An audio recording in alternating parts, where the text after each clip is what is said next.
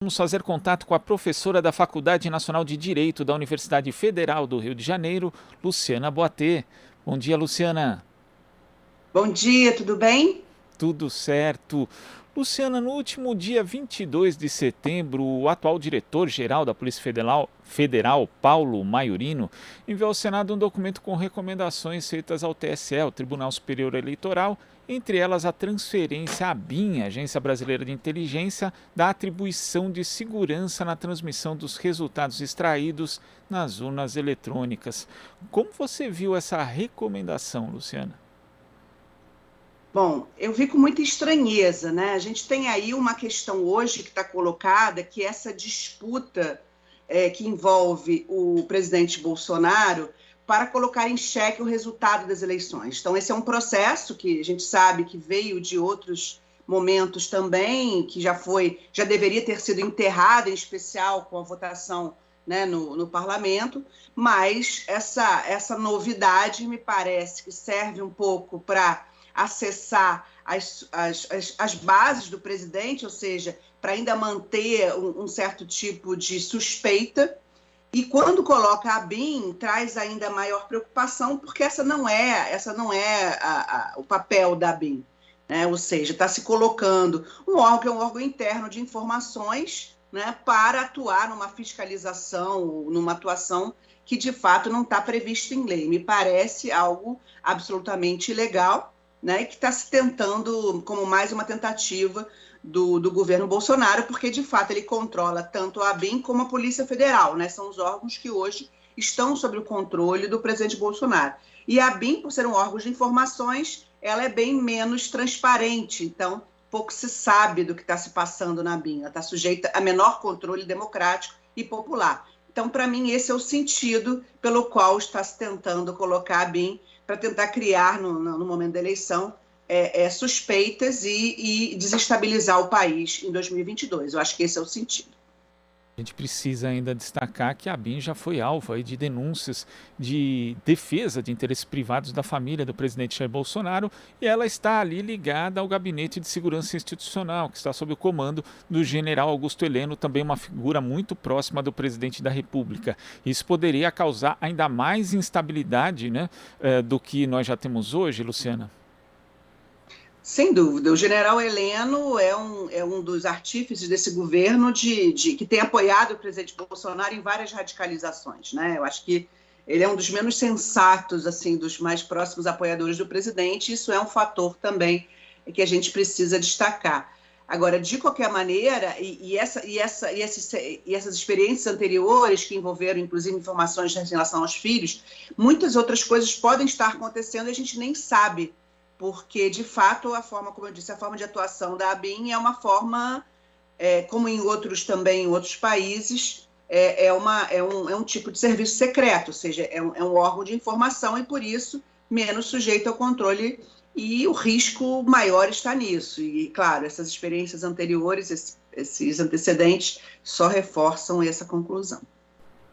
Agora, falando de algo que aconteceu ontem, né, que pelo menos foi revelado ontem, na prática, a questão do Pandora Papers, Luciana.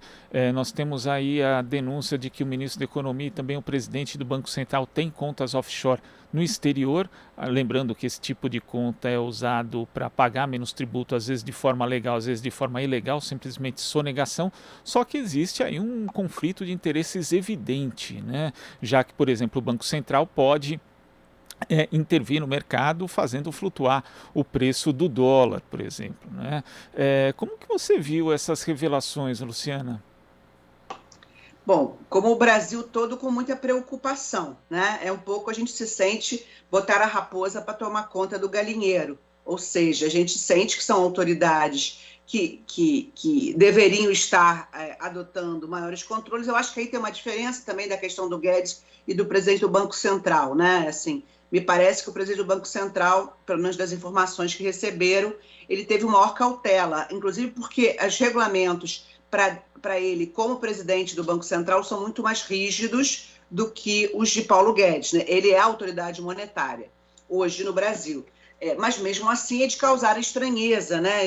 Então, quer dizer que quem está administrando a economia são pessoas que têm, além de um alto poder aquisitivo, são pessoas com interesses no exterior.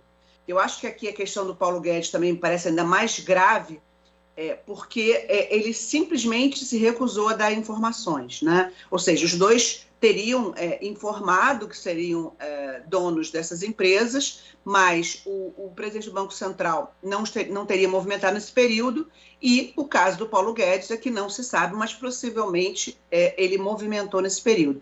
E essa flutuação do dólar que está colocada hoje, inclusive eu chamo a atenção que esse era um dos grandes dramas que se tinha em relação a críticas que se fazia aos governos petistas, em especial ao governo Dilma, que era a questão do dólar, né? E hoje a gente está vendo esse dólar descontrolado, a gente está vendo também uma total...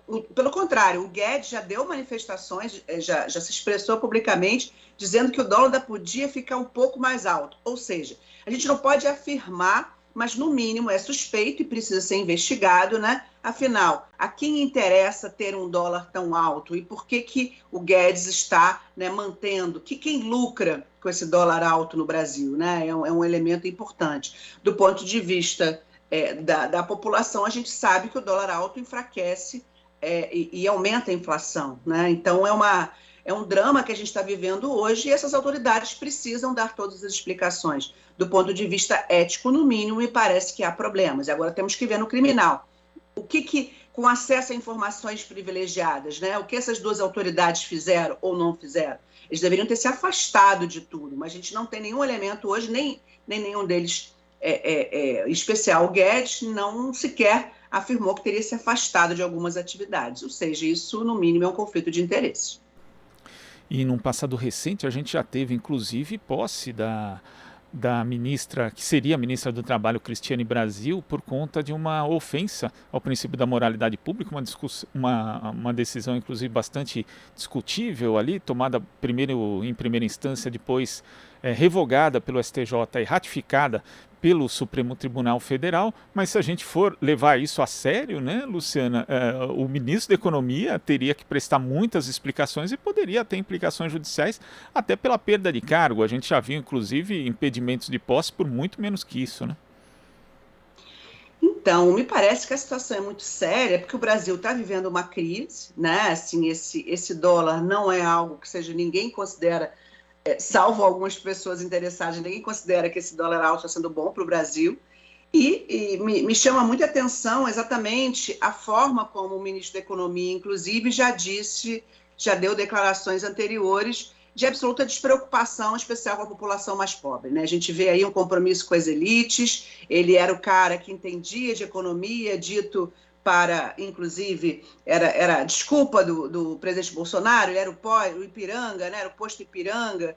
Então, se aposta muito numa suposta sabedoria de Paulo Guedes ou de confiança em Paulo Guedes, e o que Paulo Guedes está entregando, já não estava entregando o que se esperava, a economia está num cenário muito difícil, inflação, desemprego, e a população passando necessidade nas ruas. A gente está vendo o que foi a capa aqui, não sei se vocês viram, a capa do jornal Extra aqui no Rio de Janeiro, que mostrou a fome no país. E, enquanto isso, né, as autoridades do país têm contas lá fora com saldos altíssimos e isso não vira um problema nacional. O presidente tinha que estar dando explicações, né? Eu entendo que isso sem dúvida alguma. Isso é muito mais grave do que outras notícias anteriores de suspeitos que se colocaram contra ministros indicados ou nomeados. E a fila do osso, né, uma cena muito triste, também a inflação, a carestia, já chegam ao povo, né? Foram pautas que nós podemos observar aí no sábado, nas manifestações que tivemos em todo o Brasil contra o presidente Jair Bolsonaro. Quer dizer, isso já está, é uma questão que está capilarizando de forma muito ruim, né? Porque está atingindo todo mundo, principalmente as classes mais pobres, Luciana.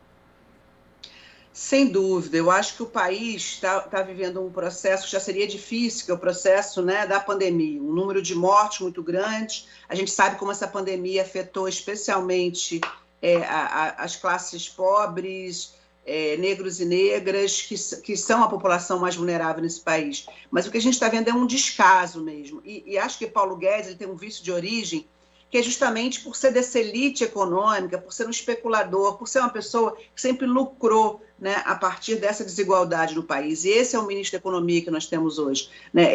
O fato dele deter essas contas offshore. Qual é o interesse de ter uma conta offshore? São pessoas muito ricas, né? A maioria da população brasileira não consegue nem ter acesso a um banco para abrir uma conta. E o ministro insensível, aquele mesmo que falou dos pobres viajarem e dos incômodos, ou seja, o Paulo Guedes é a cara da elite brasileira. É uma elite brasileira absolutamente insensível, né, à população, uma elite brasileira que explora essa desigualdade, lucra com a desigualdade. E isso está afetando, acima de tudo, no momento que precisássemos ter um ministro da Economia que zelasse e permitisse uma política que, no mínimo, reduzisse esse sofrimento do povo brasileiro. O que está acontecendo é exatamente o contrário, né? As políticas adotadas reforçam o lucro para os empresários e mesmo assim, algumas empresas menores também não estão dando conta, mas a gente sabe que o grande capital nunca deixa de ganhar dinheiro, enquanto isso o povo está comendo osso. Né? Isso é muito sério, o momento é muito difícil, depois de ter passado por tudo nessa pandemia, e vamos alcançar a marca dos 600 mil mortos em breve também, né? Com esse negacionismo, com essa lógica perversa que está colocada hoje no Brasil. Luciana, queria agradecer a sua participação aqui no Jornal Brasil Atual. Até a próxima. Obrigada, até a próxima. Conversamos aqui com a professora da Faculdade Nacional de Direito da Universidade Federal do Rio de Janeiro, Luciana Boatê. Você está ouvindo Jornal Brasil Atual. As notícias que os outros não dão.